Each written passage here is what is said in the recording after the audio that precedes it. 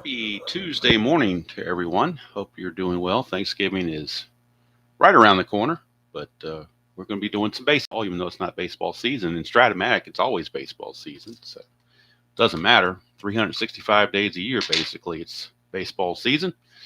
And we are at the second game of the June 2nd slate, 1987. I believe it was I believe it was actually a Tuesday in June in 1987. I believe June 2nd was a Tuesday. It's game 343 overall in the replay. We are at Yankee Stadium uh, between the California Angels and the New York Yankees. Yankee Stadium singles are 1-9, both left and right. Home runs, lefties 9, righties are 8. New York won the real game 3-2 in real world. Yankees managed by Lou Piniella, Gene Mauch managing the California Angels. Looking at the pitching matchup, we have two right-handers on the mound, Willie Frazier for the California Angels and Rick Rhoden for the New York Yankees. Looking at the peripherals on these pitchers, both of them in the replay are 5-2, so that's kind of interesting. Rhoden's a -2 with the pitcher catcher hold, and Frazier's a -1. Wild pitch for Rhoden's a 10, balks a 2. Wild pitch for Frazier's a 14, balks are 2. So potential for some wild pitches for sure. Hello, Blaine and Dr. D. Greetings, Mr. Guterman. Good to see you. Got the game up on the Strat-O-Matic computer. Claudell Washington is back for the Yankees now, so no Ricky Henderson, but at least they do have Claudell Washington back in their midst, so they have what they consider at least a pretty decent leadoff man. At least you would hope you would consider him a decent leadoff man. Let me get the game up on the computer before I've already got it up, but I just need to bring it up on the computer, I should say.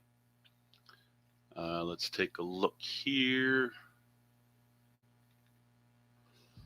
Make sure everything is ready to go.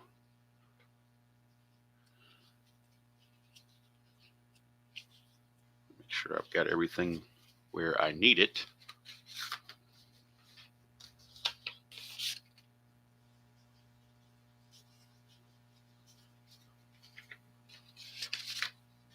I think I do. Never hurts to double check before we start, though. Need to make sure. All right. For some reason, I'm missing one of the relievers for the Angels, and I don't know why. He should be in here, and he's not. So I don't know what could have happened to him. I'll make sure he's not on a traded player area or something. So I apologize for a slight delay while I get all this put together, because I would like to use him, and I don't see him. So let's just take a peek ski and make sure he wasn't somewhere else. It's possible I misplaced his card with another team. That's happened before. I'm sure it's happened to other people, not just me. Let me double check and make sure he's not somewhere else. Oh, you know what? Okay. Now I know what happened here. All right. So I need to pull him and get him on the roster. So, but I'll hold off until I want to use him. We're talking about Greg Minton, Moon Man Greg Minton. He is on the Angels right now, but he started the season with the Giants. And since that's National League, I've got all those cards downstairs. So if I need to get Greg Minton, then I will go get him. Or I can do it now and go get him and start the game. Depends on what you guys think is better. I don't know.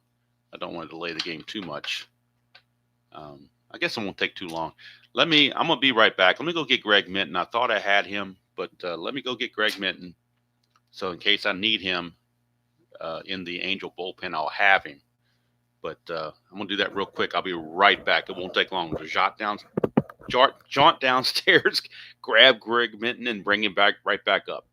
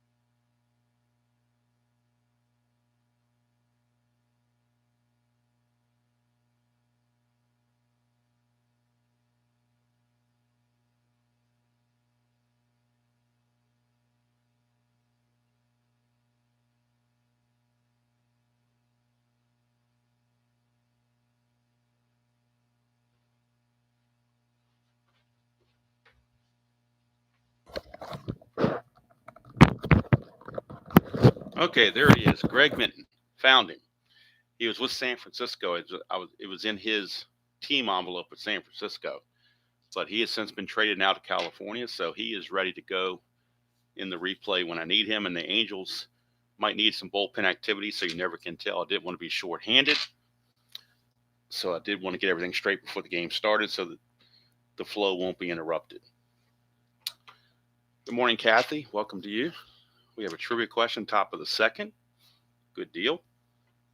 Again, California Angels, New York Yankees. And before we start the game, as is now a new tradition, traditions have to start somewhere. Hello, Dan. We will have the ceremonial first sip as opposed to the ceremonial first pitch. That is some good coffee, Jeff. No lie about it. All right, let's get Rick Rhoden's numbers on the well, first of all, get him real world. 16-10, 386 earned run average in the real season. On the replay, he's 5-2 with a with a 3.94 ERA, so pretty much right in line. 62 innings pitched, 74 hits, 11 walks, and 39 strikeouts. And leading off for the California Angels will be Gary Pettis, center fielder. Pettis on the replay is hitting 256, no homer, 16 driven in. He only hit 208 real world. Runs away from New York. It's a 4-6 switch hitter batting left. It's a fly ball to right field, and Mr. May, Dave Winfield, will make the catch. But I don't know what Mr. May is going to do now that we're in June. So I'm sure his production will go down. Here's Devon White. He's hitting 271 on the replay. 9 homers, 30 driven in. He's hitting 263 real world. 3-9, and that is a split chance. 1-8 is a single. That's a 17, so we get our first line out of the game. It only took 2 batters to get there. And we get our first line out. So there is one away. Actually, you know what I'm going to do? Well, no, I was thinking about just reverting back to the advanced one since nobody was on base, but I'll go ahead and keep the line out. All right, here is Wally World, Wally Joyner. Joyner hitting 320 on the replay, 13 homers, 30 driven in, rather. Hit 285 real world, or was it? No, I'm sorry. Yeah, 285 real world. But he's hitting 320 on the replay. That's a 6-3, and that's a ground ball pitcher X. Rick Rhoden is a 3-E8. Now, the cards don't give us the range, but the computer does. So it's a 3-E8. 3E8. And if you saw the stream from yesterday, I did take a picture of my setup so you can see what I'm looking at and how I have the Strat computer up off my left on the laptop, scoring the games as we play. So that gives me what the defensive rating was. So he's a 3E8. 3 and an 8 for a pitcher. It's a G3. He'll get to that. That's a 6. He's an E8. And there's a 6 right there. Wow, as an E8, there are 4 numbers. Look at all these numbers, whereas he's an E14, you get less numbers. But I guess these are the more outliers because it's 15, 16, 17, and 18. But that 6, like a sore thumb, just sticks out. And so we get an error on Rick Rhoden. Rick Rhoden will boot it. And Wally World will reach on the 1 base error by Rhoden. So Joyner's aboard. He will no threat to run, will not be held. And here's the designated hitter, Brian Downing. Downing hitting 348, 14 homers, 40 driven in. Hit 272 real world. First havoc roll, nothing happening. That's a 5-8, and that's going to be a split chance. 1-6 is a double, 7-20 is a single. Single 2 stars, and the Angels have something cooking here in the top of the first thanks to that error that extends the inning. So now runners on the corners, 2 outs for Jack Howell, the left fielder. Clutch situation for Howell, and Howell in the clutch will lose a hit on 2-7. Everywhere else he is neutral. On the replay, Howell is hitting 246, 4 homers, 16 driven in. Real world, he hit 245, so he's right on where he should be. Rhoden trying to pitch around his own mistake. 4-12, and he does. Fly ball to center field. Claudell Washington hauls it in, and Rick Rhoden pitches around his blunder. We go to the bottom of the first. Angels nothing, and the Yankees coming to bat.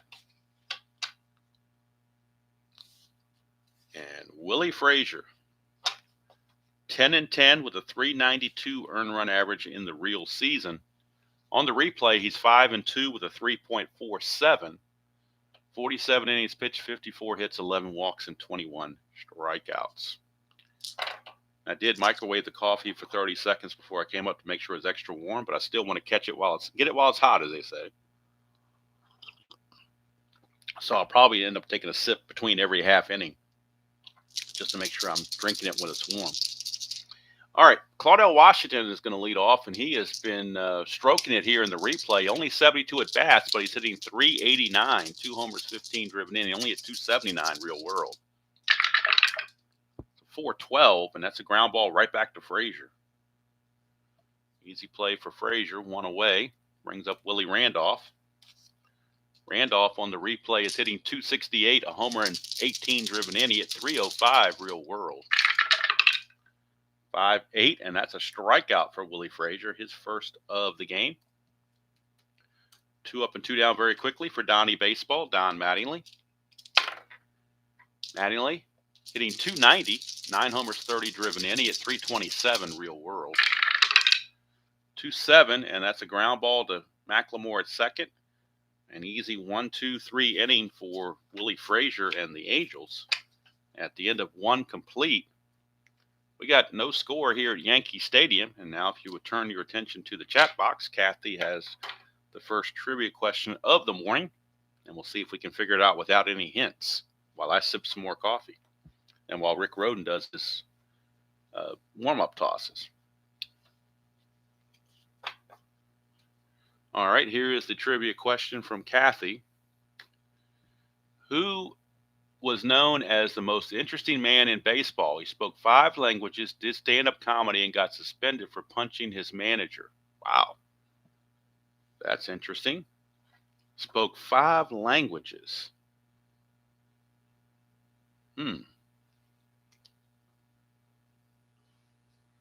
That's interesting. Dr. D says Jimmy Pearsall. I have no idea on this one. When I think of somebody funny, I'm thinking of the prankster Jay Johnstone, but I don't think he qualifies for the other parts of the question. So pretty sure it's not him. It's probably somebody back from the 60s or 70s, I imagine. Maybe even the 50s. Who knows? Well, it might have been even further back than that. Punching your manager, that's probably back in the heyday. LR, all right, so LR. Wow, I don't know if that would help or not. LR, who played baseball that was LR? I'm sure when I hear the name, I'll remember it, but I'm still drawing a blank on LR. Who in the world would be LR? Oh, Lenny Randall pinched his manager. I remember that.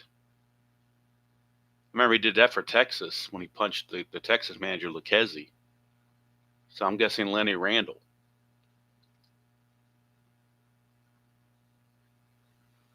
Hello, Gandol. Welcome.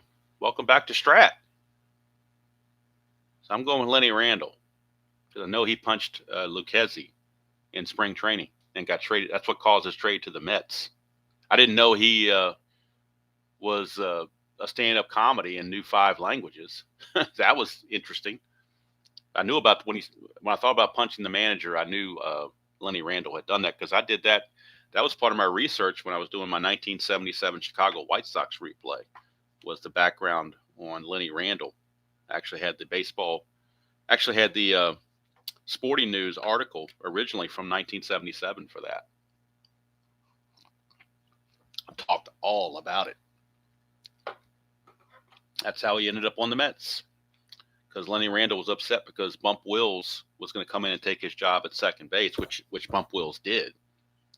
But he thought he should have had second base job. I don't know. I didn't remember the whole story going all the way back, but that's kind of what happened. All right, thank you for that, Kathy. But without the initials hint, I would not have gotten that.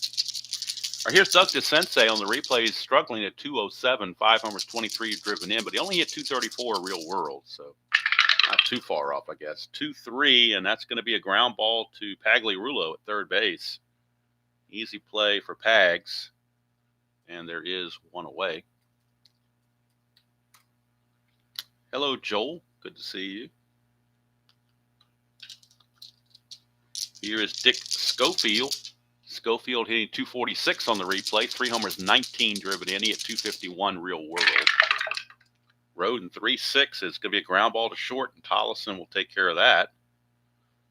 So at least Rick Roden has got the ground ball going for him. 2 quick outs for Bob Boone. Boone, the catcher, hitting just 149 and 67 at bats. He was injured for a while. He hit 242 real world. 4-7, and that is going to be a ground ball to second base X. We're looking at Willie Randolph. He's a 2-E-17. I remember Randall trying to blow a ball foul in Seattle down the third baseline. That's one of his pranks, I guess. So Randolph, 2 and a 16, he'll get to that. E17 and an 11. You would think that wouldn't be a problem, but you never know. E17 and an 11. There is no 11, so Willie Randolph does make the play in 3 consecutive groundouts induced by Rick Roden. And the Angels come away empty-handed. Go to the bottom of the second. Still nothing doing for either team. Due up for the Yankees, it'll be Gary Ward, the left fielder. Ward hitting 235 on the replay, 7 homers, 22 driven in. He at 248 real world. 6-2 is a walk. First base on ball is issued by Frazier. Let's see, Ward, no threat to run. Here comes Mr. May, Dave Winfield. Let's see what he's going to do now that we're in June. Winfield hitting 269 on the replay, 10 homers, 28 driven in. He at 275 real world. Nothing on the havoc. That's a 1-9, and that's a fly to center field that Gary Pettis runs down. 1 away. And here is Mike Pagliarulo. Pagliarulo at third base is hitting 255, 13 homers, 29 driven in. He hit 234 in a real season. That's a 5-4, and that's an in-home run chance, 1-12. That's a 10. It's gone. He's got normal power for sure. Look at it again. It's not. We don't need a baby wipe, but it's still going to count. 5-4 is an in-home run chance, 1-12. Double 13-20. Double dies a 10. 2-run home run for Mike Pagliarulo. And that leadoff walk comes back to bite Frazier as well. For Pags, that's home run number 14 on the replay. He hit 32 of them real world. RBIs 30 and 31 on the replay. 2-0 Yankees, and that brings up the designated hitter, Dan Pasqua. Pasqua is hitting 266 on the replay, 10 homers, 21 driven in at 233 real world. 5-6, and that's a 1 for a double, and anything else he singles. So it's a 1-out single for Dan Pasqua. Pasqua, no threat to run, will stay where he is. And here comes the catcher, Rick Cerrone. Cerrone hitting 268 on the replay, 2 homers, 11 driven in. He at 243 real world. Frazier needs to get out of the inning. 3-2. That's a foul out to Bob Boone. That's out number 2. So he's 1 out away from doing so. Due up now is the shortstop, Wayne Tollison. Tollison hitting 192 on the replay, 2 homers, 15 driven in. Only hit 221 real world. Or he hit 221 real world. 4-11, switch hitter batting left. That's a fly ball right field X. We're looking at Devon White. He's a 1, so we know he's going to get to it. We're just looking at the E9. And as an E9 right fielder, he has to avoid 11, 16, 3, and 18. Those are the 4 numbers to avoid, and he does it with a 10. So he barely avoided it, but he did. But the 2-run home run from Mike Pagliarulo gives the Yankees a 2-0 lead after 2 complete from the stadium. And you don't have to say Yankee Stadium, because if you say the stadium, it's kind of inferred that it is Yankee Stadium. I don't know of any other stadium that's, that well known. The more more higher known stadiums are called different things, like Wrigley is field, Fenway is park. So the only other stadium that is that popular, I think, is Dodger Stadium. But I think Yankee Stadium has much more of a history than Dodger Stadium. So when you say this stadium, it's pretty much understood as Yankee Stadium. And another pre-start to the third inning sip while it's still warm. And here comes Mark McLemore, number 9 hitter for the Angels. Hitting 256 on the replay, 3 homers, 19 driven inning at 236 real world. Switch hitter for 4. Catcher X, we're looking at Rick Cerrone. He's a 3E0. We cannot make an error because it's an E0. So we're looking at the 3 and a 20 for a catcher. 3 and a 20 is going to be a G2. So easy play there. 2 to 3 ground out. Yet another ground out induced by Rick Rhoden. So that's going to bring up Gary Pettis. Our center fielder, rather. 6'8", switch hitter batting left. That's a single to left field. So Gary Pettis. And he's definitely one of the Angels that are looking to get a lead. Needs a 5 or a 6 to obtain the good lead. He does not get it. He will hold. Here's Devon White. 2-3 for White. That's a ballpark single check. 1 to 9. That's an 8. Base hit. 1 base advancement on ballpark singles. But now 2 are on. Good speed on the bases for Wally Joyner. Joyner reached on the error by Rick Rhoden his first time up. 6-7, and that's a strikeout for Rhoden and a big one. That's his first strikeout of the game, and it couldn't have come at a better time if you're Rick Rhoden, because you want to try to get out of this inning. Now here's Downing with a clutch situation, and Downing in the clutch loses a couple of hits, 2-5 and 2-6. So a little bit anti-clutch. 4-7, and that's ground ball second base X to Randolph. 2E17. They were not holding the runners on, so 2 and a 17 for Randolph. 2 and a 4, that's going to be close. 2 and a 4 is a G3. Good thing they weren't holding the runners on. That would have been a base hit. That's a 10, and he's an E17. No 10, so good play for Randolph. If they'd been holding the runners, that would have cost them a run. But they keep the Angels off the scoreboard. And Jack Howell will have to wait till next inning to bat. So that'll do it as Willie Randolph makes the play. We go to the bottom of the third, still 2-0. Frazier back out. He's got a fatigue of 5. Rhoden's got a fatigue of 6. Top of the order for Claudel. 2-7, and he struck him out. That is the second strikeout for Frazier. Brings up Willie Randolph. Randolph struck out. He was the other strikeout victim. 3-2 is a ground ball to short, and Schofield will take care of that easily. 2 up and 2 down very quickly for Donnie Baseball. That's a 6-7. Ground ball shortstop X, we're looking at Schofield. He's a 2E12. 2 with an E12. 2 and a 3. Devil Die is acting up. 2 and a 3 is, he'll get to it though. It's a G3 pound. He'll get to it. That's a 6, and Schofield is an E12. E12. There's no 6 there, so good play for Mr. Schofield. And the Yankees are gone in order. 1, 2, 3. Go the fourth. Still 2-0 Pinstripers. As they try to make up some more ground on Milwaukee, who's ahead of them by a game and a half, I believe. Last time I checked, either a game or a game and a half. I'm not sure which, without looking it up. Anyway, Rick Rhoden back out to face Jack Howell. Oh, forgot to do my sip before the inning started. 4-4. That's a catcher X.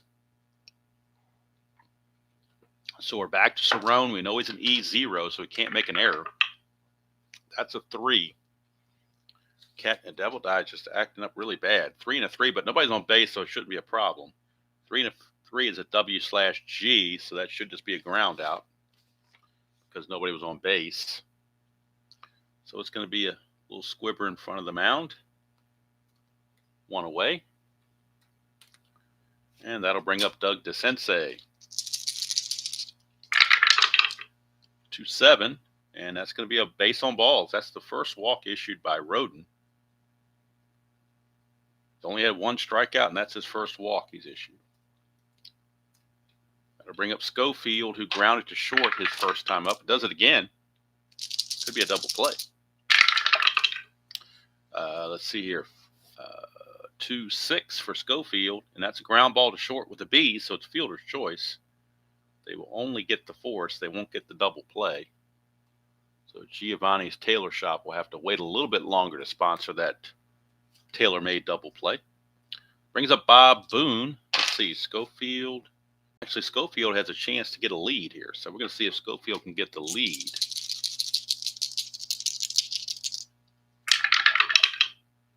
Let's see here at 9. No, he does not get the lead. You're right, Dan. I should have done that, but that's all right. We'll do it next time. Let's see. Although I don't think there's that many rare plays happening when nobody's on base. Most of the rare plays seem to be when people are on base. Like a W/G rare play, it says with runners on. So with no runners on, oh, he would have reached on a strikeout, but he wasn't struck out. It was well, anyway. I'll do it next time. I just didn't worry about it at that moment. Here's Bob Boone.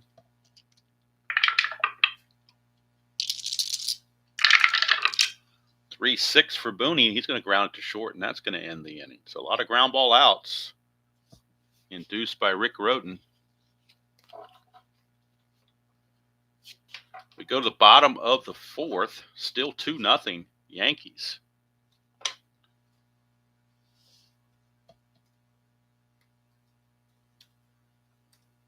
And due up for the Yankees, there'll be Gary Ward, Dave Winfield, and Mike Pagliarulo. Hello, Praise. Good to see you. Hello. Oh, is that Philip? Is Praise? Oh, that's Philip, right? Okay.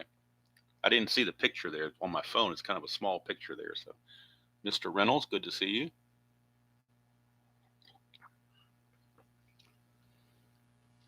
All right, we got a question on the top of the 5th from Kathy about, and it has an anecdote to it. Okay.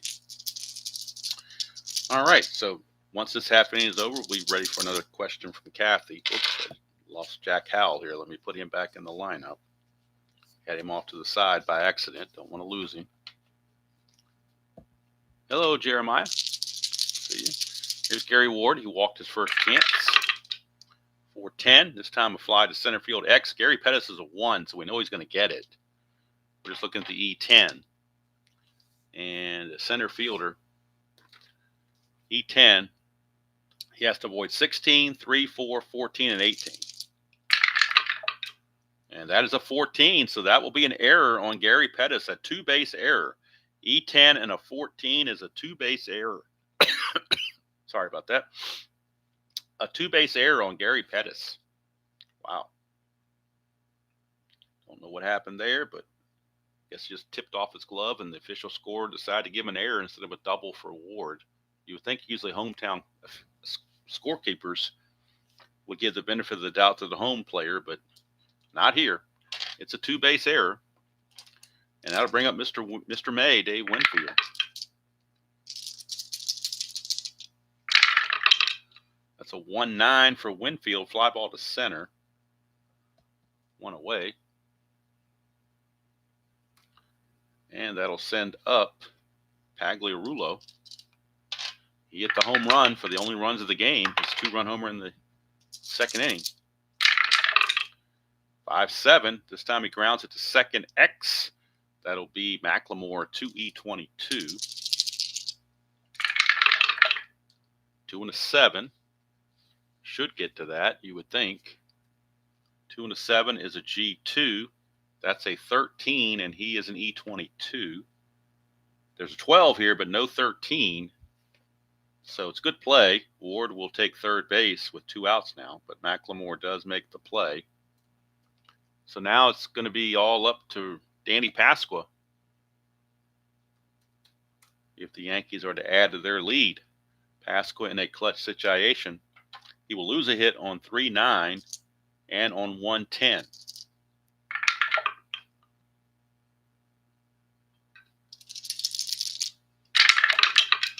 One 5, and that's a strikeout to end the inning. That's the third strikeout for Frazier. So the 2-base error does not come back to bite the Angels. Willie Frazier picked up his teammate by pitching out of it. So we go to the top of the 5th, and if you turn your attention to the chat box, Kathy has a second trivia question for us while Rick Roden finishes up his warm-up tosses. Let's get to that trivia question. The player is credited with the invention of the modern bat, but he was the first to order a bat with a knob at the end of the handle. Wow. That's interesting. That's going way, way back. Way, way back. Gandalf is guessing Ty Cobb. Jeff guesses Heine Groh. Dr. D says Rawlings. I have no clue. Dan says Ducky Medwick. Boy, this could be anything. We're getting a lot of no's so far. Might need a hint for this one. I don't know. That's going way back in the day.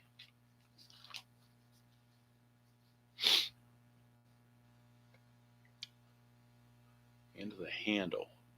Wow. Dan says Hirsch Martin. I've never heard of Hirsch Martin. I guess he was an old-time player. Number 3, I'm not sure what that means. Oh, not Babe Ruth. He wasn't credited with that, I wouldn't think.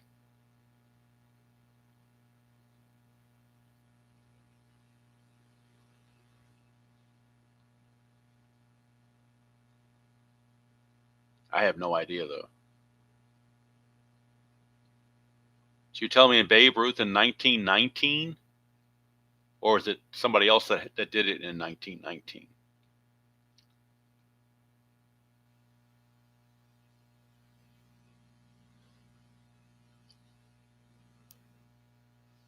Not sure. Hello, Robert. Good to see you this morning. Yeah, it was Ruth. Okay, cool. Well, when you said number 3, the first name that came in my mind was Babe Ruth, but I thought they had invented the bat before then, the modern bat anyway, but maybe not. I guess he did it to his likings. And yes, Robert, I'm still sipping on some coffee. By the 7th inning stretch, I'm going to need to refresh that. Anyhow, oh, good deal. Good to be home on vacation during the. You gonna do any videos, any streaming during Batman Arkham or anything like that during the holidays? Hello, Craig. Good to see you. Boy, we got a couple inside pitch guys coming in here at the last minute here.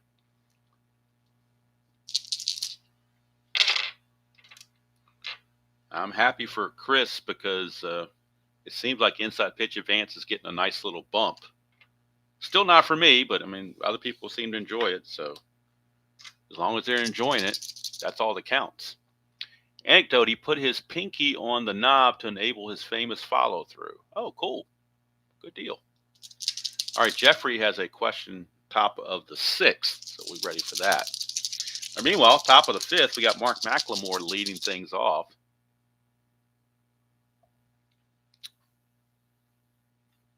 And let's see what McLemore can do. He grounded out in front of the plate his first time up. 2-7 for McLemore. A 1-9 is a single. 10-20 lines out to second. That's a 9.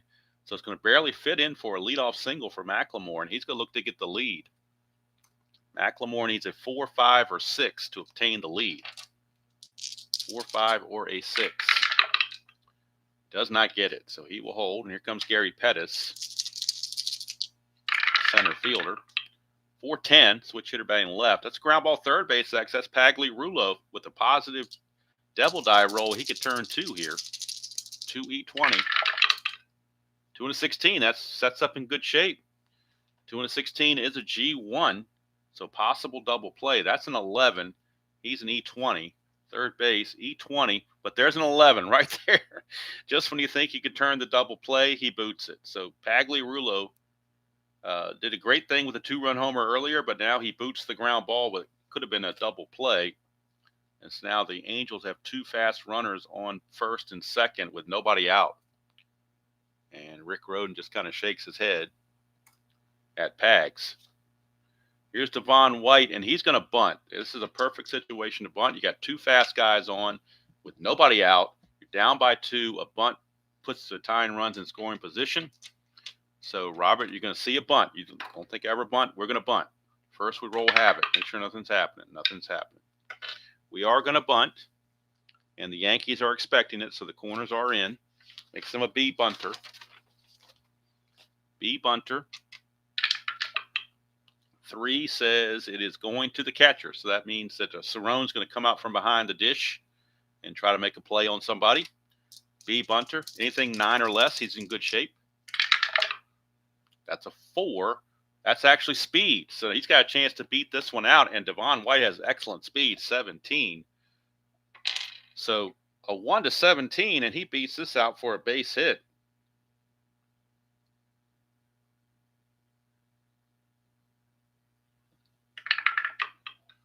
It's 17 on the number. So Devon White's actually going to beat this bunt out for a base hit. And it's going to load the bases with nobody out.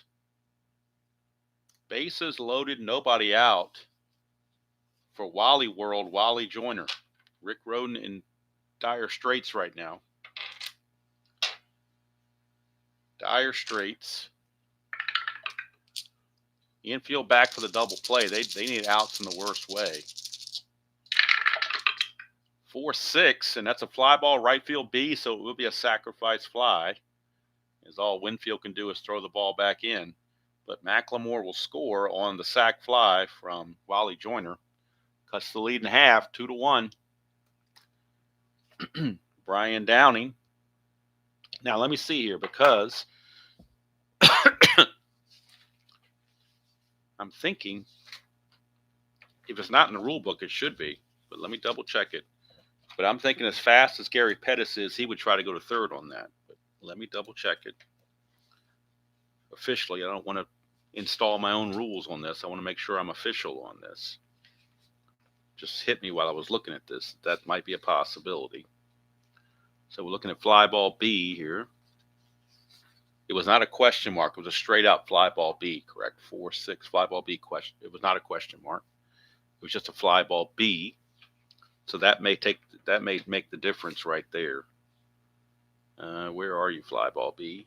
There you are. Fly ball question. Well, where is it? Fly ball B. It's a B question mark, but I'm looking for fly ball B's, not question marks.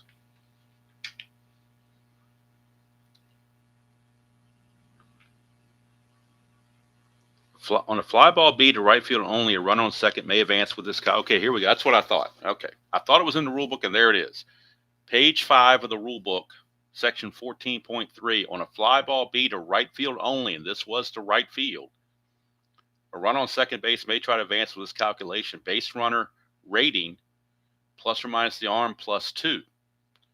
Throw from third base to throw third base from right field. Safe range, and then you have a hold range, and he's only out on a 20. So the run rating on Pettis is a 17. The arm of Winfield is a -4, makes him a 13. So 1-13 plus you add the 2, 1-15. So a safe range is 1-15. A 16-19 he'll hold, and 20 he's going to be out. So he gets to third base. Okay, I thought that seemed to just make sense to me logically. So I thought it had to be there. Because if it's logical, Strat has it, right? All right, so I need to undo that last sacrifice fly play and put it in with the runner advancing to third as well. Now we're straight. Now runners are on the corners with one out. That makes a big difference. You get to third base with only one out. That's a huge difference. It also allows Devon White to attempt to steal now. He was a trail runner before, but now he is the lead dog. So Devon White's going to try to get the lead, 3 through 6 to get that lead. He gets the lead. He's going to go 18, being held as 16, -2 is a 14. So 1 to 14, and Devon White will steal second base. And he's got caught stealing. Wow, what a big play that was to get caught stealing. Not a smart move there when you got runners on the corners and less than 2 outs, but they were aggressive with it, and it come back to bite them. But there's 2 outs, and a base hit from Brian Downing can still tie the game.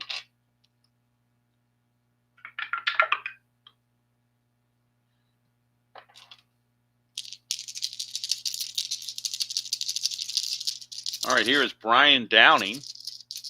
Clutch situation for Downing, where he loses the hits on 2-5 and 2-6. That's a 1-3, and it's a fly ball to center. And boy, it could have been a sacrifice fly without that caught stealing, but instead, it's just the third out. And the Angels may have very well ran themselves out of an inning. But if he's successful stealing, a base hit gives you the lead. So, got to weigh the pros and the cons on that. We go to the bottom of the fifth. Willie Frazier will be facing the bottom of the order, Cerrone, Tollison, and Washington. 6-11. Ground ball first base X. Wally Joyner's a 1. You know he's going to get to it. We're looking at the E11. And let's check out his E11 numbers for a first baseman. He has to avoid 6, 8, 15, 3, and 18. That is a 10, so he's good to go there. So since it's an X play, it's a 3-1 on the putout. As Joyner flips to Frazier covering, 1 away. And here is Wayne Tollison.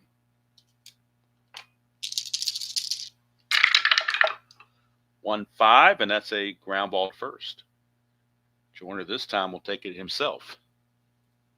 So 2 easy outs, and that will take us to the top of the order in Claudell Washington. Remember, Ricky Henderson's on the injured list, so he's not on the roster. Here's Claudell. 5-11. That's a ballpark single check. 1-9, but that's a 13. So yet another liner. Haven't been that many though. That's only the second line drive in this game. So low totals in this game for line drives. Well, some games you have 7 or 8 of them, but this one only has 2 so far.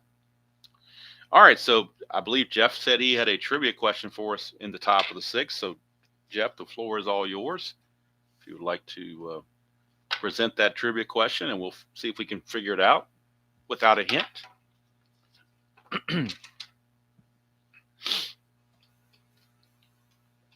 So what kind of trivia we have? Name at least 4 people who played both Major League and NBA.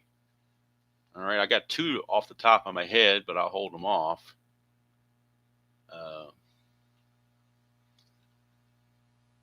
One played for the Knicks, and one played for the Celtics, Danny Ainge, and then DeBusschere played for the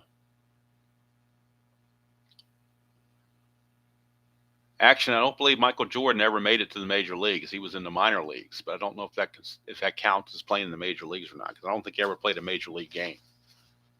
But he's on a major league roster. I mean, he was on in an organization, so that might be a caveat there. DeBusschere, Ainge, Ron Reed. Oh, okay, cool. Gene Conley, I've never heard of, but I think Joe Horland might have it. Ron Reed makes sense because he was tall. I just knew about Ainge and DeBusschere. I didn't know about the other 2. I don't even know who Gene Conley is, to be quite honest with you. All right, Joe Horland gets it with all the. Gene Conley must have been way back in the day. I know Ron Reed was a relief pitcher for the Phillies, pitched for the Braves as well, but he was a tall dude. And of course, I knew about DeBusschere and Ainge. don't know. I'd have to Google Gene Conley because I don't. The name sounds familiar, but it's not ringing a bell, so to speak. So anyway, we're going to start the top of the sixth. Thank you for that, Jeff, for that question. We start the top of the sixth with Jack Howell. 6-8, and that's a solid single. Base hit for Jack Howell, and back come the Angels. Conley played in the 50s, early 60s. Okay, I'll have to look him up.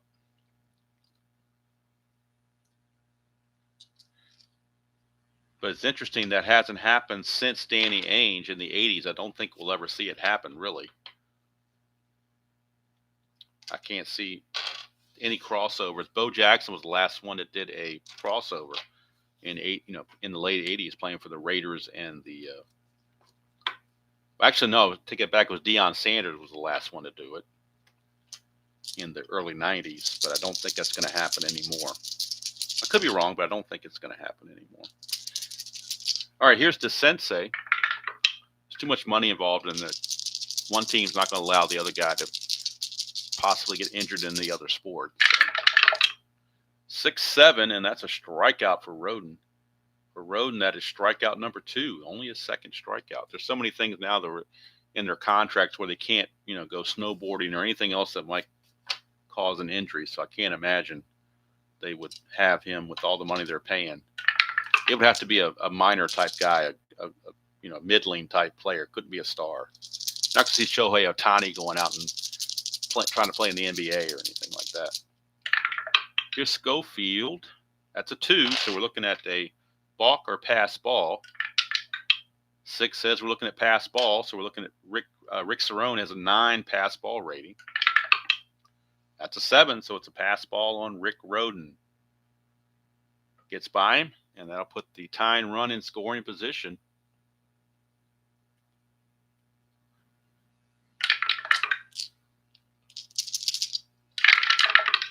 Two, and that's a pop up to short. 2 down. So a big out to get there without the runner even advancing. But still, runner at scoring position is a clutch situation for Bob Boone. And Bob Boone in the clutch loses a hit on 3-8 and on 2-12. He's got 2 anti-clutches. 3-8 and 2-12. It's a 1-3, though, and he's going to pop it up to Mattingly, and that's going to end the inning. So Roden pitches around that pass ball to put a runner in scoring position, and we go to the bottom of the 6th with the score still 2-1 Yankees. I was expecting more runs than this. Of course, there's still a couple of innings left, but I thought it'd be a 6-5 game by now, but there's still time for that. Here's Randolph. He's 0 for 2. 4-10, and that is a fly ball center field X.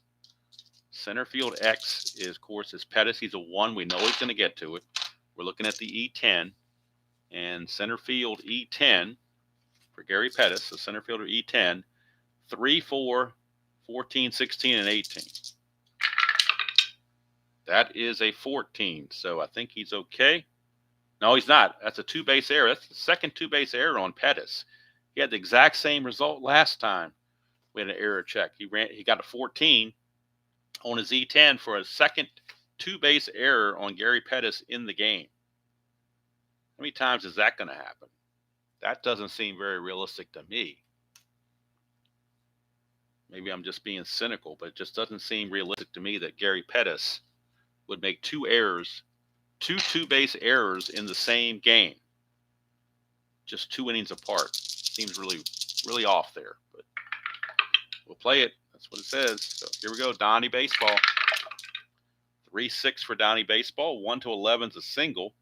That's a 20, so another line out. Line out to second, and there's 1 away. For Gary Ward, left fielder. He reached on Gary Pettis' 2-base error last time. 2-9, and that is a 1-19 singles. It's only 1 star, so Randolph will have to stop at second base. Runners are at the corners with 1 out for Mr. May, Dave Winfield. Infield is back for the double play. thinking they can get Winfield to induce him into grounding into a double play. 1-4, but he's going to pop him up to third, so that's going to be almost as good because the runners can't go anywhere.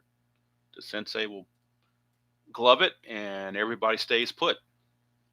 2 down, and here's Pagliarulo, his 2-run homer in the second inning, accounting for all Yankee runs. He is in the clutch now, and in the clutch he gains a hit on 1-6. Everywhere else he is neutral, but boy, that column 3 is juicy if he can find it. Hello, Mr. Breeden. Good to see you. 3-4, and he found it. There we go, Jeffrey. Get the baby wipes out, clean as a baby's ass. Right here, 3-4. I was talking about how juicy it was, and he found the juiciness right here. A 2-run home run. These runs are unearned. Actually, a 3-run home run. All runs are unearned thanks to Gary Pettis. But a 3-4 is a home run for Pagliarulo, his second of the game, 15th on the replay. It is a 3-run bomb. This one, though, was clean. The first one wasn't clean as a baby's ass. This one was. No doubt about it. All 3 runs are unearned, all thanks to Gary Pettis' bungle at the top of the inning. Pagliarulo now RBIs 33, 30, 32, 33, and 34 on the replay. He's got 32 home runs in the real season, and that was home run number 15 right there. So he's almost halfway there to his home run total, and Yankee Stadium is loving it. If you're a Yankee hater, you're not liking it. Here's past 4-4, and that's ground ball to Sensei. His rating is a 3E23. 3E23, and that's a 17. 3 and a 17. Should be okay. G1. And he is an E23, and that's a 9. Nope, no 9 there. So that will take care of that. But the 3-run home run off of the bat of Mike Pagliarulo, he is obviously the star of the game. He's got 2 home runs and all 5 of the Yankee runs batted in. We go to the top of the 7th. It is 5-1 Yankees. And I believe Gandalf says he has a trivia for us. So we'll see what happens with that. At the bottom of the inning, we'll have the 7th inning stretch break while I refresh my coffee. All right, here is the trivia question. Greg Maddux had how many seasons where he had a higher batting average than the batters who faced him? Boy, that's an interesting question. That is definitely an interesting question because he was a pretty decent hitter. I mean, obviously the Hall of Fame pitcher, but he was, and Gold Glove fielder, but he was also all those Atlanta Brave pitchers. They had a competition, Smoltz and Glavine, and then when Maddux got there, he joined into that, and they really practiced their hitting. So, boy, that could be anybody wants to take a shot at that, go for it. That's interesting. If I guess the number, it'd just be a shot in the dark. So Dan says 3. That's what I was going to guess, but it's probably more than that. Who knows? That's an interesting question. Jeff says 2. We're going to go ahead and go with while people are guessing, we're going to start the top of the 7th. Here's Macklemore. 5-3. 5-3 is a ballpark single check. That's a 3. It's going to be a base hit for Macklemore. And Roden was in his fatigue inning last inning. He only gave up 1 hit, but this is a second hit, so it's going to start to gnaw at his fatigue, so we'll keep an eye on that. And the Moon Man, Greg Minton, is coming in to pitch for the Angels in the bottom of the 7th. So leadoff single for Macklemore. Needs a 4, 5, or 6 to get the lead. He gets the lead. He's going to go 18 being held as a 16. -2 is a 14. 1-14, he's going to steal second base. And he's out again. Another stolen base, another caught stealing by Rick Cerrone. Wow, you think you have a 70, that's twice they've had a 70% chance of making it and gets caught. Incredible.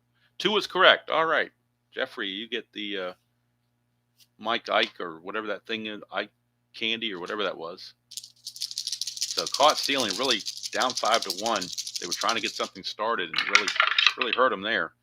5-9, and that's a solid double for Gary Pettis, so that cost him a run probably.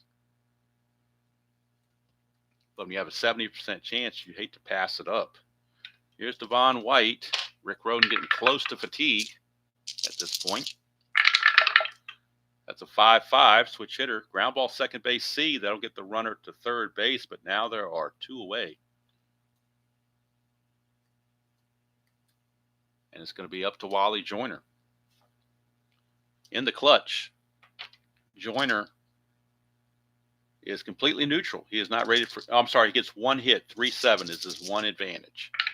Is a 3-7. But he's looking for, that's a 1 chance for a wild pitch on Rick Rhoden. His wild pitch rating is a 10. 1 to 10, that run scores. And it does. So Rick Rhoden will wild pitch in a run to make it a 5-2 game.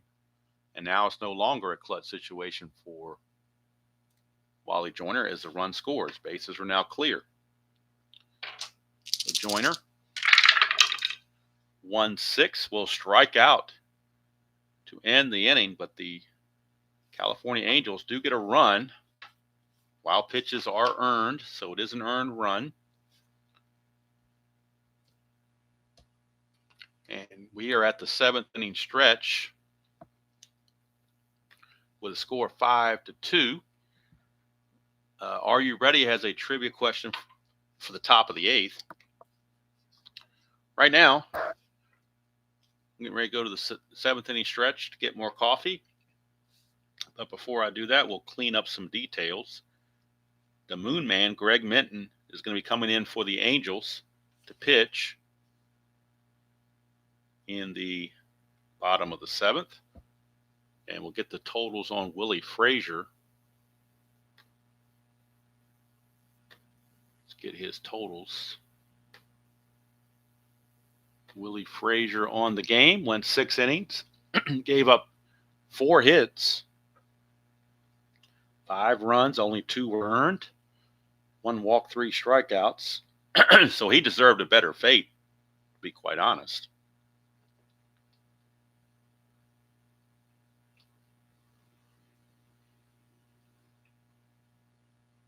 Dan, I did not see that. I saw they were doing a 25% off board game sale. And so just for the heck of it, I pretended like I was going to order one, a board game season for $72. And by the time you added the $20 shipping fee, that canceled out the 25% off right there. So their cheapest shipping was $20, which is absolutely ridiculous. A company like Payoff Pitch, whose cards are twice as heavy because you get so many of them, and they can ship for like less than $9. There's no reason. You cannot convince me. I got to see receipts. You cannot convince me that it cost them $20 to ship something. I just don't get that. If they were going by shipping weight and shipping costs, then the shipping costs would go up as your order got heavier. But it's the same shipping cost whether you buy 1 item or 20 items. It's the same shipping cost. Yeah, Strat's going to charge you to advertise for them by buying their merchandise. Right. I'm really going to go out and buy a Strat-O-Matic mug. They should be giving me a mug to advertise their game for them. I shouldn't have to buy it. They should give it to me because I'm presenting it and giving them free advertising every day here. So I'm going to buy a mug from them. Are you kidding me? No way. No way, no way, no way, no how. All right, so that's out of the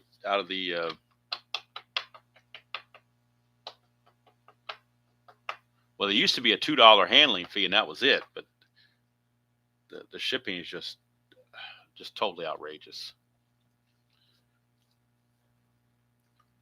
Yeah, with the modern world with computers, their focus has shifted more to younger people and the computer, trying to get people interested in Baseball Max and the computer version. But us old folks, we'll play this until we die. But that's pretty much all they're going to do.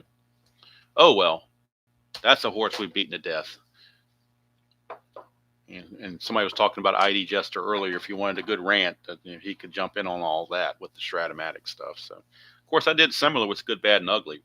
where I talked about how the ungodly shipping was, and Jeff Guterman did a video in response to ID Jester, which was a good one. So and Sportsman Z, I believe it was. So anyway, we got the 7th inning stretch, folks. So that means I need to go heat my coffee. Not just heat it, I need to refresh it because it's almost empty. So I need to top this off and get ready for the rest of this ball game. While I do that, you all can check out and listen to and stretch the 7th inning stretch. Take me out to the ball game.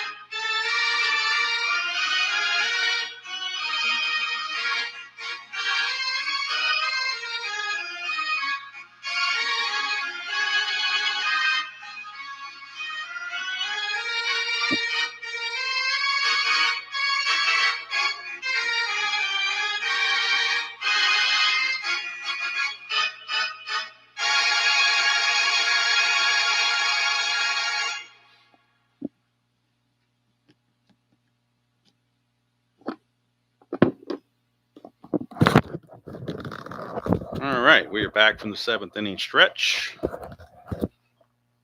Coffee has been topped off, so we're ready to keep going.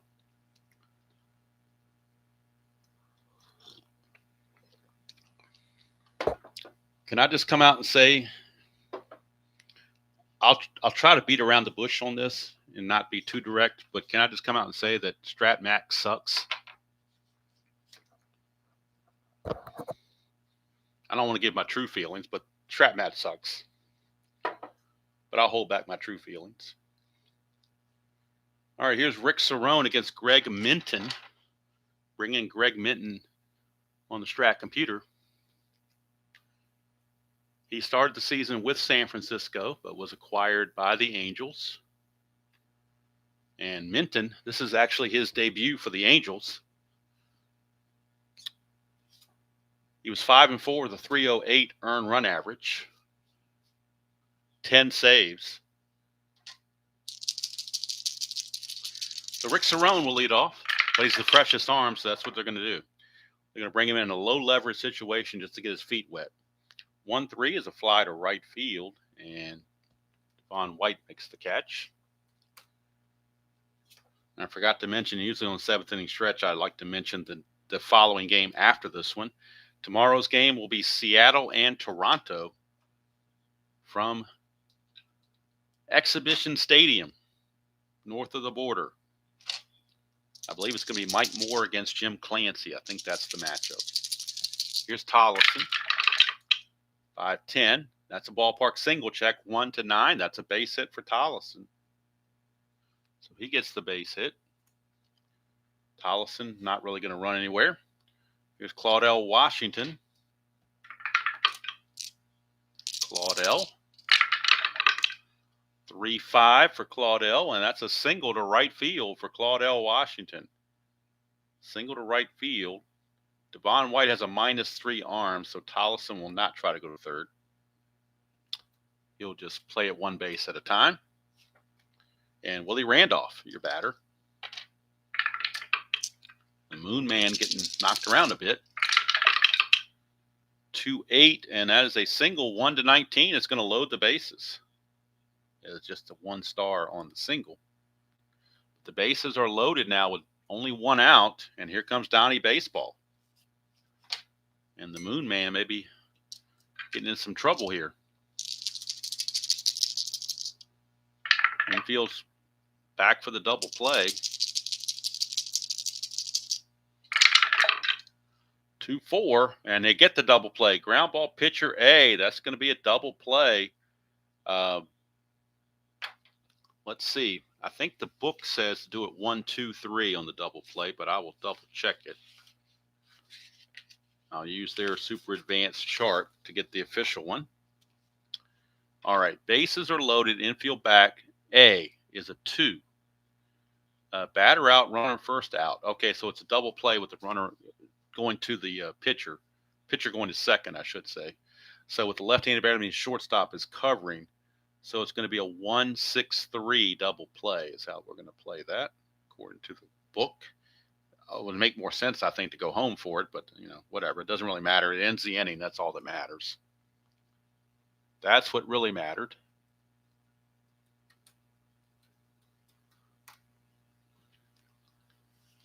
So nothing doing for the Yankees. Minton gets out of the mess. And now we go to the top of the 8th, and I believe we had here you go. Are you ready? Jumped the gun a little bit, but that's okay. Let's see. Who has the highest batting average in MLB history for a player with over 50 at-bats?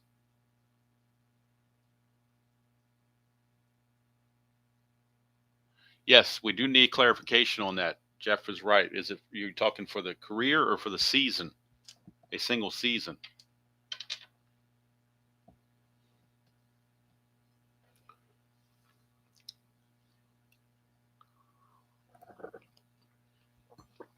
Career, okay. Career over 50 at-bats. Joel Horland said, I'm thinking pitcher too, because it's kind of an obscure stat. I'm not sure if Terry Forster was a good hitter or not. I guess he was. I know he was a primarily relief pitcher, but he did start early in his career. But 50, it has to be somebody who only had 50 at-bats, so it wouldn't be a starting pitcher because he would get too many at-bats. So it would have to kind of be a relief pitcher, you would think.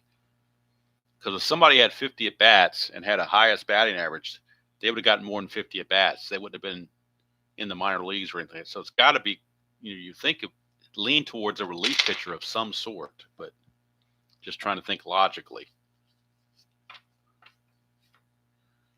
That's a good guess, Joel. I don't know if it's right, but it's definitely a good guess.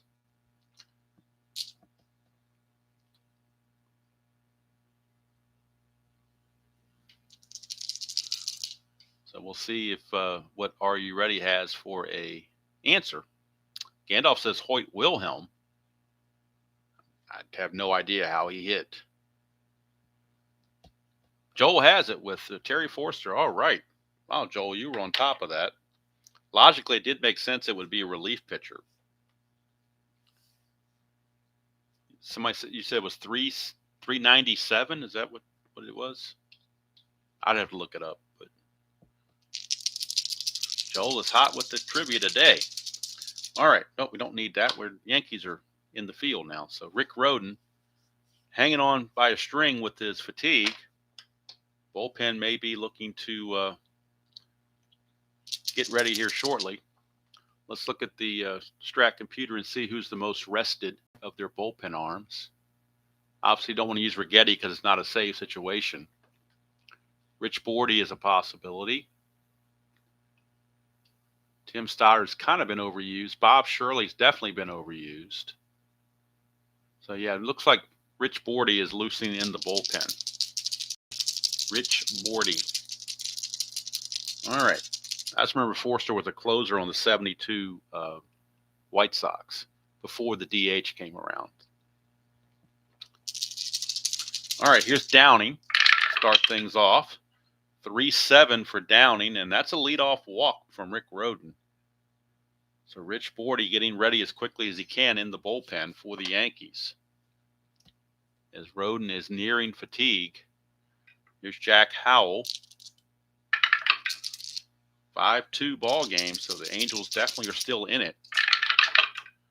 4-8, and that's another walk from Rhoden. So they may definitely be in it right here because they are. And now Rick Rhoden is officially tired.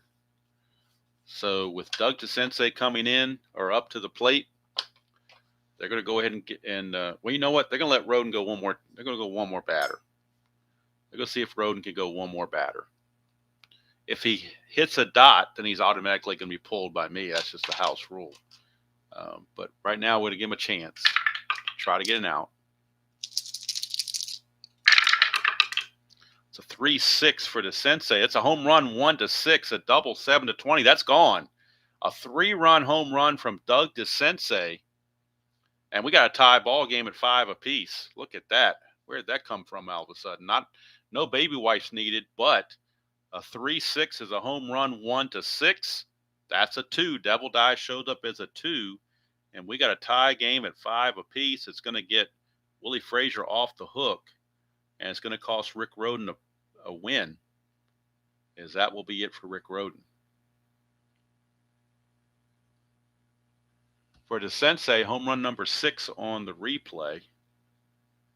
RBIs 24, 25, and 26. That is it for Rick Roden. We are tied at 5 apiece. And we have Rich Bordy coming in for the Yankees. Rich Bordy.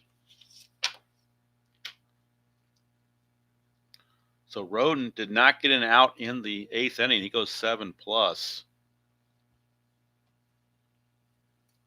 And he is going to give up 5 runs and 9 hits. I'm sorry, 9 hits and 5 runs. I had it backwards here. 9 hits and 5 runs. All of them earned. Let's see. He walked. He had good control until this inning. Those 2 walks really did him in.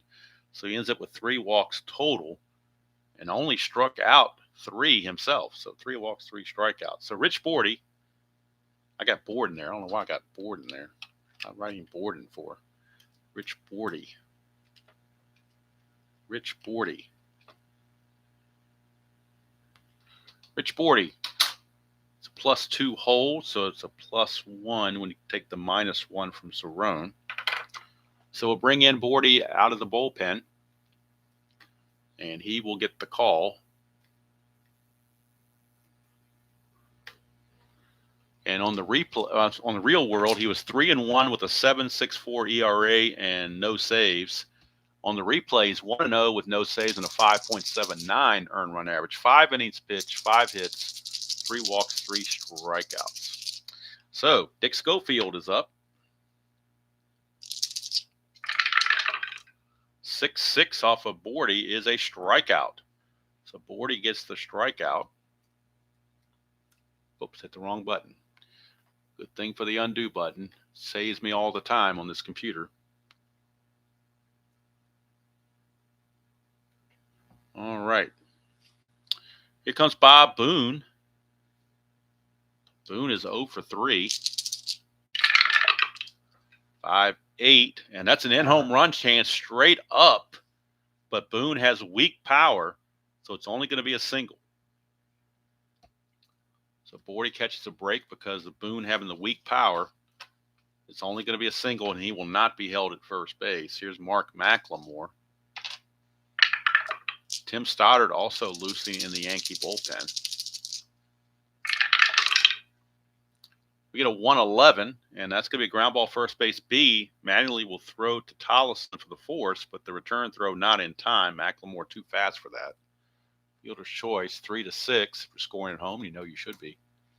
So McLemore will attempt to get a lead, 4 through 6, 4, 5, or 6. He does not get the lead, so he will hold. And here's Gary Pettis. 2-9 for Pettis, struck him out, and that's going to end the inning. But a 3-run home run off the bat of Doug DeSensei has tied this game at 5 apiece. And Moon Minton back out for his second inning of work. He'll be facing Ward, Winfield, and Pagliarulo. Of course, Pagliarulo, 2 home runs in the game already. Here's Ward, 2-11. That's a ballpark blast for Gary Ward. It's a 1-8, but that's a 16, so just a loud out deep left field is all they're going to get there. So 1 away from Mr. May, Dave Winfield. Winfield is 0 for 3. 310 for Winfield, and that's a ballpark single check. That's a 7, so Winfield will get himself a base hit. He is the go-ahead run. No threat to run, though, so they're not going to hold him on. But here comes Pags with his 2 home runs. Could he possibly hit a third? We shall see. Minton to Pagliarulo. That's a 3-9 for Pags, and that's a 1-4 for a triple. 5 or 20, he flies out. The double die is a 5. Missed it by 1 number. As Don Adams would have said, missed it by that much. A 5. Look at it again on Pagliarulo. A 5 to 20 is a fly to right. A 1 to 4 would have been a triple, and you get the 5. So go figure. Missed it by that much. Just a deep fly ball to right. So we had a deep fly to left and now a deep fly to right. But they both count as outs in the out column. Winfield still at first base. Here's Danny Pasqua. Whoops. Danny Pasqua. That's a 6-9, and that's a pop out to first base. Joyner has it. And we go to the 9th inning, tied at 5 apiece. Now, this is kind of the score I was thinking it was supposed to be. When it was 2-1, I was wondering where all the offense was. And now I think we've located it. So top 9, it'll be Devon White, Wally Joyner, and Downing. And I think with the 9th inning now, we're going to go to Righetti. It's not a save situation anymore. So they're going to go with the best they have. Bordy went 1 inning. Let's see here. He struck out 2. Didn't walk anybody. Gave up 1 hit, no runs. So Dave Righetti. Dave Righetti will come on.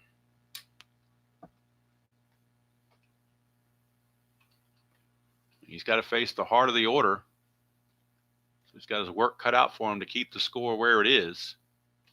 But Righetti is actually one of the more rested pitchers they have as far as usage goes. On the real season, Dave Righetti was 8-6, 351 earned run average, and 31 saves. On the replay, he is 1-1 with 12 saves and an ERA of 4.08. So we'll see what he does here against the speedy Devon White. Got to keep those speed demons off the bases. You got a switch hitter, a lefty, and a righty due up. And then a lefty howl after that. So let's see what happens here with Devon White. He is 2 for 4. First time against Righetti. 410. Right-hander. Fly ball center field X. We're looking at Claudel. He's a 3-E5. 3-E5. Oh, and the double die is a 2. What a time for the double die to show up again. To curse the Yankees. A 3 and a 2. That's a double. That's a 14, and he's an E5. I don't think that's a problem. No, that's not a problem, but the double certainly is.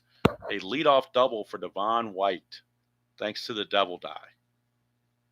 Righetti throws his hands up, says, what do you want me to do?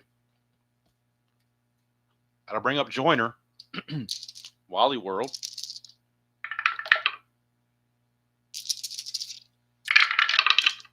5-5, lefty is a ground ball second base C. That'll get the runner to third. So Wally Joyner playing baseball 101 gets the runner over. And now it's going to force the Yankees to play the infield in with Brian Downing. Or they could actually walk Brian Downing and force California's hands with the lefty Howell. But then they would pinch hit for Howell. So, boy. Brian Downing's hitting 347 on the replay. Tough call here. Any Yankee fans want to chime in? Would you walk? Well, the runner's at third. Jeff, you're saying roll the die to see if you walk him? Like a 1, 2, 3, you walk him, 4, 5, 6, you pitch to him? Is that what you're talking about? Something along those lines? Let the dice decide? Okay. So a 1, 2, or 3, we're going to pitch to Downing. 4, 5, or 6, he gets the intentional walk. You're going to pitch to him. All right, so they're going to pitch to him with the infield in. Infield is in.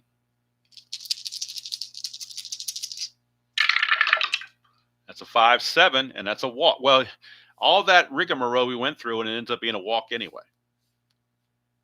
Interesting how that played out. So Downing walks, and now we will get a pinch hitter for Jack Howell. The Angels will go to their bench for a right-handed hitter off the bench. and it's going to be Darryl Miller. And Miller will stay in the game to play left field as well. But Darryl Miller will come on. He's also one of the backup catchers. Darryl Miller is on. Pinch hit in the ninth, and he'll also play left field in the ninth. Actually, a better left fielder than Jack Howell is. So Jack Howell is out of the game. Here is Miller. Now the question is, do you play the infield in, or do you trust that you can get a double play? I think you're playing back for the double play. He's got some A's on his card here, so they're going to play back. They'll play back for the double play. So on the Strat computer, I got to bring Miller in before I forget.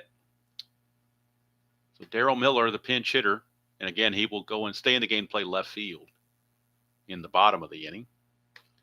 In the real season, Darryl Miller, 241 hitter with 4 home runs and 108 at bats. On the replay, in 83 at bats, he's hitting 217 with 3 home runs. Infield back for the double play. Rigetti needs a strikeout, really. 210 against the left. He gets the double play right on cue. TaylorMade, Giovanni sponsors it. The TaylorMade double play of the game. 6-4-3. TaylorMade double play of the game. 6-4-3. And we go to the bottom of the ninth, still tied at 5 apiece. Giovanni's Tailor Shop sponsoring that TaylorMade play of the game. And now we go to the bottom of the ninth. And to stick with Minton is the question. You got Cerrone, a pinch hitter for Tollison, and Claudell Washington. Minton has a fatigue of 3, so he's still good to pitch. Looking at the Yankee bench to see who could pinch hit for Tollison. All their pinch hitters are right-handed. You do have Ron Kittle, and you do have Henry Cotto. You also have Skinner, Sakata, and Meacham, but they aren't very good. So it looks like Ron Kittle has picked up a bat and will hit for Tollison. Unless Cerrone reaches, then they may use Tollison to bunt because he's a good bunter. So we'll wait and see how it plays out. And on the Strat computer, we need to put Darryl Miller in left field, where he's a 3E7 in left field. But right now, Rick Cerrone is going to lead things off. He's 0 for 3. But he's a 243 hitter. You could pinch it for Cerrone as well. Boy, they got. Now, there's really not much on the bench, though. That's the problem. They don't really have much on their bench offensively. So they're going to go ahead and keep Cerrone out there. So Cerrone will lead it off here against Greg Minton. 4-6, and that's a solid single for Rick Cerrone. Now, what they might do is pinch run for Cerrone. That would be a play that could possibly be made because they do have speed on the bases, on the bench, I should say. You do have some speed on the bench. Bobby Meacham could pinch run here. Also, Henry Cotto could pinch run. They got 2 guys that could pinch run for Cerrone. And Skinner would come in to catch. So we're going to have a pinch runner. And the pinch runner is going to be Henry Cotto. So Cotto will come in and pinch run in the 9th. And then if it goes to the 10th, Skinner would come on and catch. So Cerrone stays there. Henry Cotto, chance to get a lead. Minton's a 0 arm, but Boone's a -3. So if you're going to steal, you better be certain of it. Cotto, if he got the lead, it'd be a 1-10. So they're not going to send him, but it will force them at least to hold him on. So Cotto will be held on, and Wayne Tollison's being called back. And we're going to get Ron Kittle. Pinch hit here in the 9th. Ron Kittle. Ron Kittle will come on and pinch hit for Wayne Tollison. Kittle, a 277 average in real season, real world. 12 home runs and 159 at bats for Ron Kittle. We'll bring him on the computer, and we'll also bring on the pinch runner Cotto. So Yankees going to that bench. Actually, the computer is telling me Cotto's not on the team. That seems weird. He was on there yesterday. All right, so we'll go with Meacham instead, not Cotto. We'll go with Meacham as the pinch runner. Kittle is the pinch hitter. So let me fix that. It's not Cotto. It's going to be Meacham that is pinch running. And Meacham will stay in the game to play shortstop. So it won't be Cotto. It will be Meacham. Meacham is your pinch runner, not Cotto. Cotto's not on the roster. Peter's telling me he's not on the roster. I thought he was, but apparently he is not. He may have went down when Claudell Washington came on the team. That's probably what happened. They probably sent Cotto back to Columbus. One of his many trips to Columbus in his career. So now Ron Kittle is up with Meacham at first base. And again, I don't think Meacham, I could be wrong, but I don't think he's got much of a chance to steal. They got to hold him on, but he's got the same steal attempt as Cotto would have had. So not really helping him any.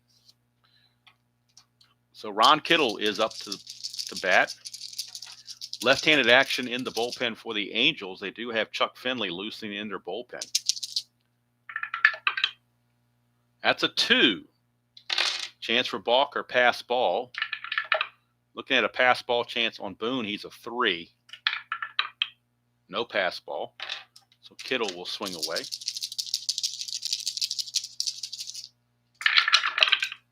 That's a 1-12 for Kittle, and he's hit by the pitch. Wow, what a time for Minton to hit a batter.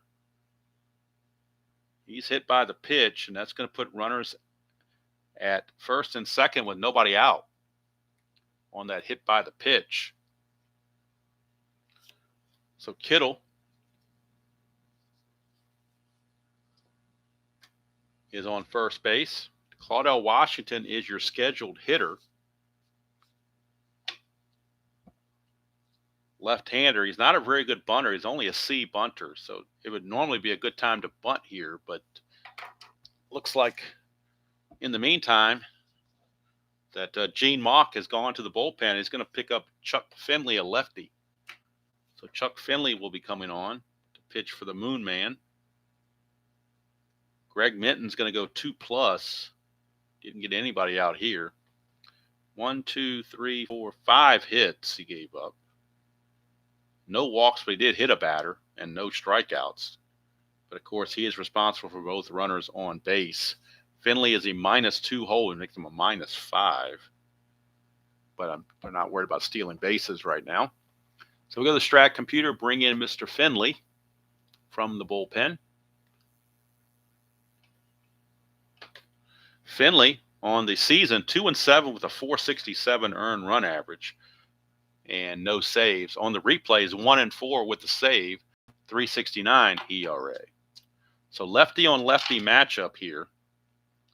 Finley against Claudell Washington. Like I said, would love to bunt, but he's already a C bunter, so it's kind of puts the kibosh on the bunt strategy. Finley to Washington, 6-4. Fly ball center field X. We're looking at Gary Pettis. He's already made 2 errors on that E10. We'll see if that happens again. The 1 and the 12. 1 and a 12 is an F2. And let's see here. F2. And then, so that means the runners can't advance. That is a 14. Don't tell me he did it again. This is unbelievable. Totally unbelievable. I don't even want to. It just doesn't seem right, folks. I got to count it, but it just doesn't seem right. Look at the numbers on the D6s. Do you recognize that total of 14? Do you recognize that total of 14 on the E10? We've already had it twice. That's the third 2-base error on Gary Pettis in the ball game, and just walked it off for the Yankees. But in how many times are you going to have the center fielder make 3 2-base errors in the same game, especially a decent fielder like Pettis? Unbelievable. But that's what happens. And the run's going to score, and the game's over. Minton will take the loss. He gives up the 1 run, which was unearned. Yankees win it 6-5. I don't like how it ended, though. I really don't like how it ended. But what are you going to do? There's your ball game. Finley didn't face any. He faced one batter, but the error kind of, took care of that. Rigetti gets the win in relief as he goes 1 inning, gives up a hit and a walk, but the double play got him out of trouble. Final line score: 5 runs, 11 hits, and 3 errors by the Angels, all 3 by Gary Pettis. Yankees 6-9-2. So we'll go to the box score and get the totals for the game.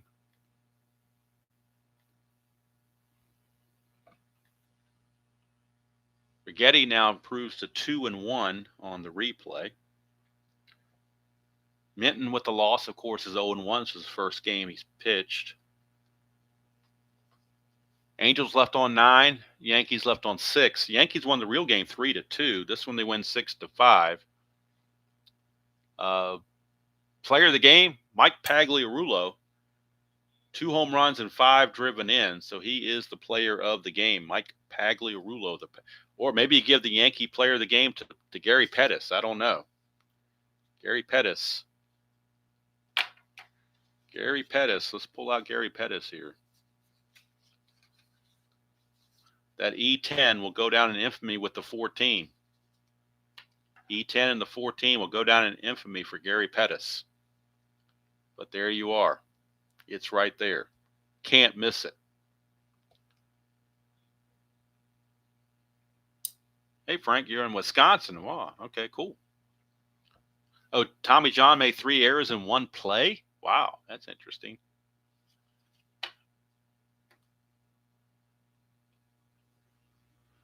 Oh, I remember Willie Davis making. I remember them saying something about. I think it was the 66 World Series, making 3 errors in a game.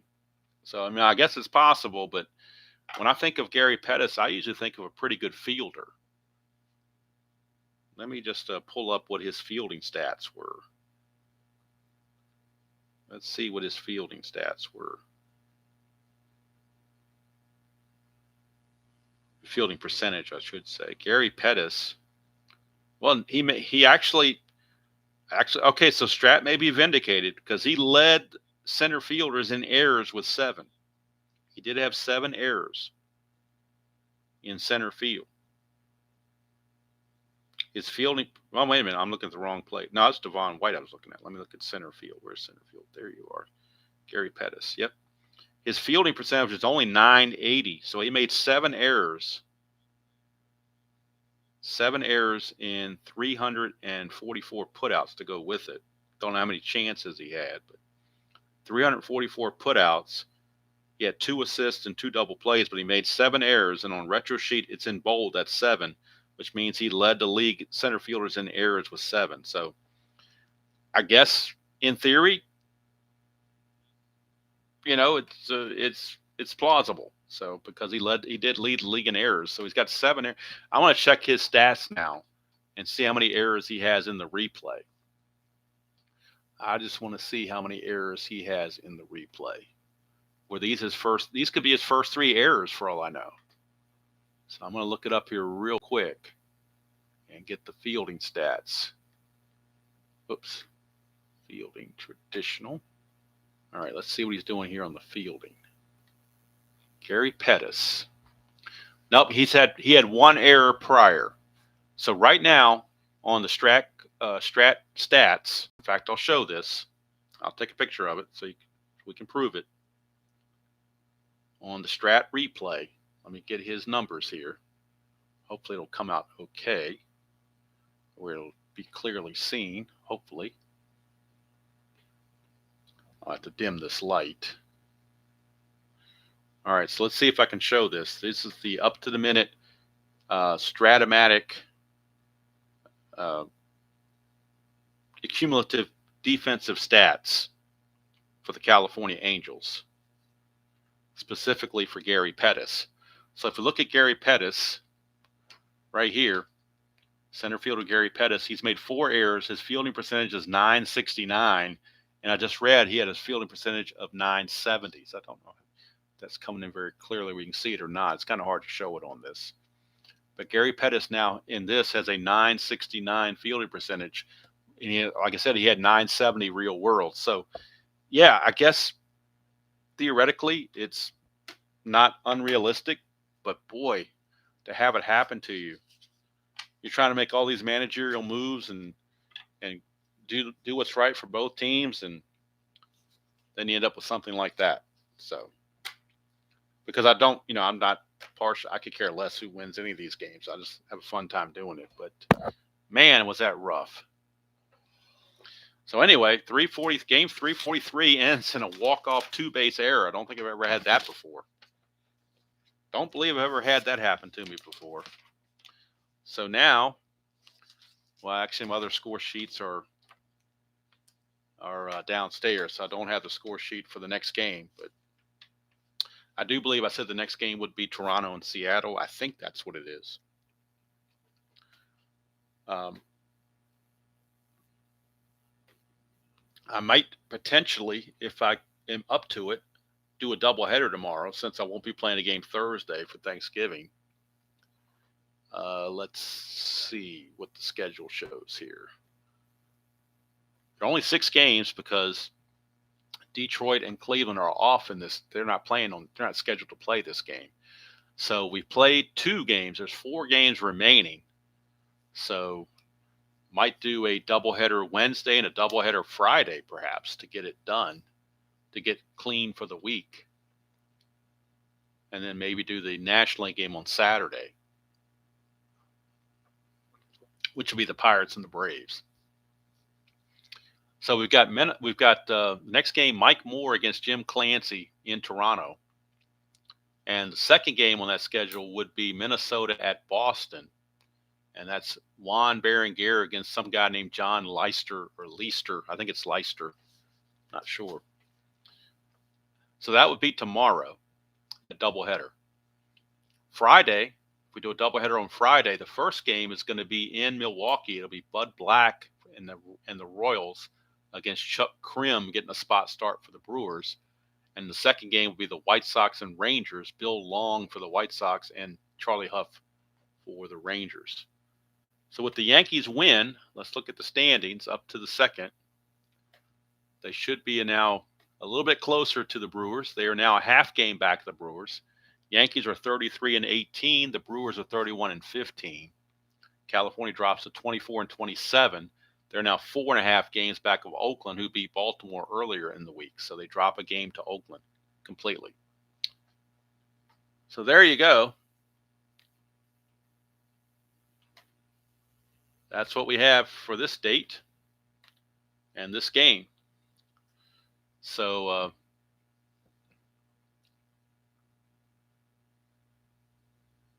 the Strat game is interesting on the PC.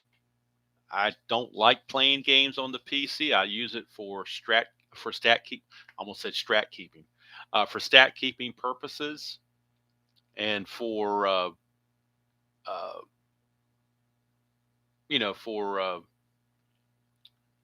to get the schedule and the rosters and all that stuff. But to sit there and just play a game on the computer, just hitting the buttons, doesn't really do anything for me. I mean, it's better than nothing. If I'm in a spot where I'm not able to pull the cards out, I can get on the computer and play a quick game, but it's definitely not preferable, at least not in my world anyway.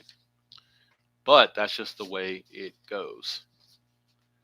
I'm still debating about what to do in my other thing here because I'm kind of on the fence about continuing the Demolition League and Strat-O-Matic. I'm thinking about maybe doing it with another game just to give some variety to the channel so it's not strat.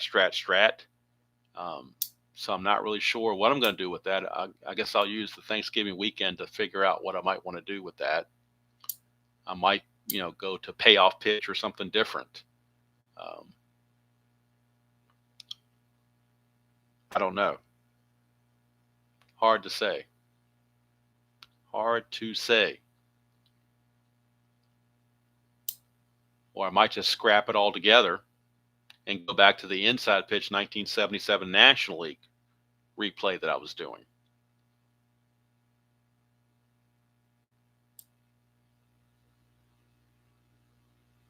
Yes, you do have to buy each individual seasons.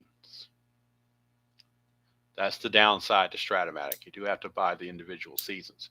But it has the carded players that aren't there. Digital Diamond doesn't have that. So I need the Strat season that I'm going to be playing on cards and dice. I need to have it on the computer so I have all the extra players. That's the problem. But yeah, if I'm playing a game other than Strat, then yes, Digital Diamond or Replay PC are the ways that Play Ball on the channel. I don't even know. Is that the one that's sort of like Fall Classic? I mean, I could bring Fall Classic back on the channel. I've only got one season, 1989, but I could always, PDF another season or something. I don't know. RJL was doing his Fall Classic, and he said he didn't like it as much, or maybe he wasn't getting the viewership he wanted. I'm not sure maybe a little bit of both. I don't know.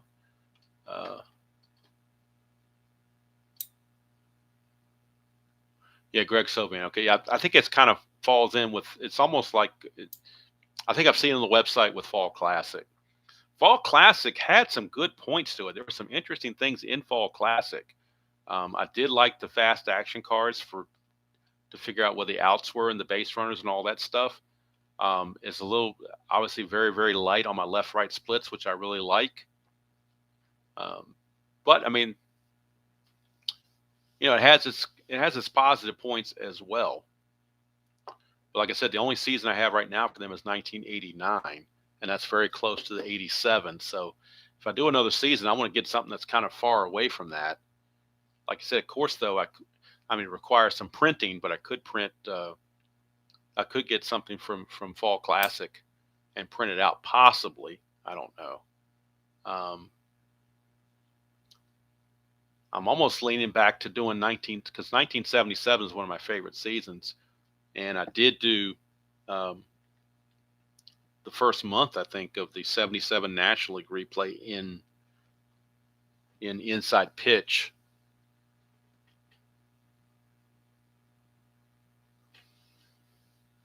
Yeah, I agree. I mean, if you roll doubles in Fall Classic, yeah, it's like APA. You can kind of get to be the same thing. So even payoff pitch to an extent is that way. If you roll a 98, I mean, it's a fly out to the outfield. No, it doesn't matter who you are, pretty much. So, and if you roll a 12, it's probably a base hit. So, yeah, I do like how the inside pitch and the Strat-O-Matic are pretty random.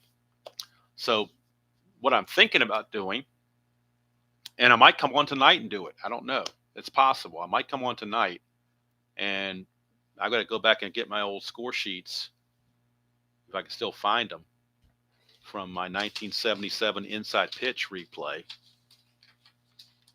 sure I've got them somewhere that I could possibly do and bring that back with the 19, because I really love and it would give me a chance to use pitchers hitting. That's the other thing, is pitchers hitting. I really, really need to get to a season where there's no DH. That's the other thing, is the DH part of it. So I'll toy around with it. I'll try to figure out what makes the most sense for me to try to do. But it would be, like Inside Pitch Classic, not the basic, not the stuff they got going on now. I'm not into that. Right now that has no appeal to me. It might, maybe 2 years down the road, maybe it will, but right now it does not. I enjoy the classic version much, much better. And so I'm going to stick with that. I do need to move. Well, I'm thinking about it, Henry Cotto to the minor leagues with the Yankees. I don't want to keep having him in the roster when he's not there. So I need to do that for sure. So anyway, it gets Terry's Fortune. I don't have the 72 season on Inside Pitch, though, I don't believe. If I do, it if I have it, I think it's PDF, but I don't remember off the top of my head if I do or I don't. But I guess 77, I think he was with the Pirates, maybe either Dodgers or the Pirates in 77. Maybe use him as a pinch hitter in some games. It's possible. Not sure. Anyway, I'm just putting away these cards so I can get them ready for the next game when they play.